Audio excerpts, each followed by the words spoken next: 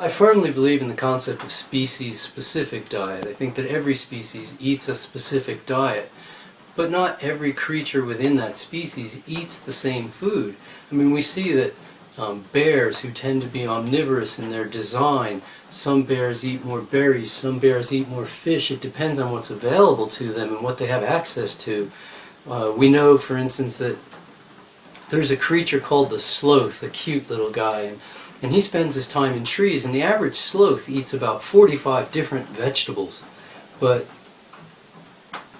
sloth in general eat over 90 different vegetables, but only any one of them. They only like about 45 of the 90, and that works for the sloth. Within human beings, I mean, we're looking at tens of thousands of fruits and vegetables to choose from between all the different varieties of each, and between all the different foods, the hundreds and hundreds of types of fruits and the hundreds again types of vegetables that are available. You may like certain ones and not like other ones, but fruits and vegetables is what our anatomy calls for. Fruits and vegetables is what our physiology demands. Fruits and vegetables are the health foods, universally recognized as health foods. Those are the ones that our body responds best to. And so yes, I fully believe that we're designed to eat fruits and vegetables. Might we eat a few seeds or nuts here and there if you found them falling off the tree at the right time of year? Yes, you might.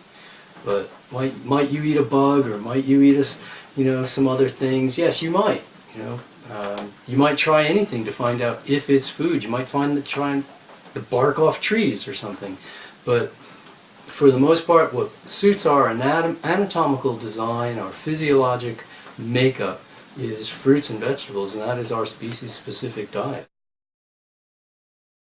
People who live in the far north or the far south, or any climate that isn't conducive to walking around naked all the time, have special issues, no doubt. I mean, we have to heat our homes. We have to put on clothing in order to maintain body temperature. In other words, we are tropical creatures, but sometimes we have to create our own tropics. We use clothing and bedding and heat in order to make the tropical environment out of something that otherwise wasn't.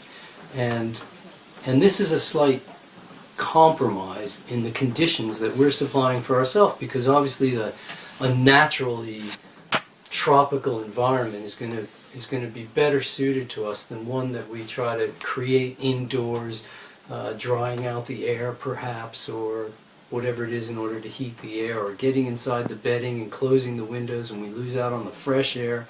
So it's a bit of a compromise at that point. I think people who live in such conditions definitely have an incumbent responsibility to take even better care of themselves in terms of their food than people who live in idealistic climates or idyllic climates.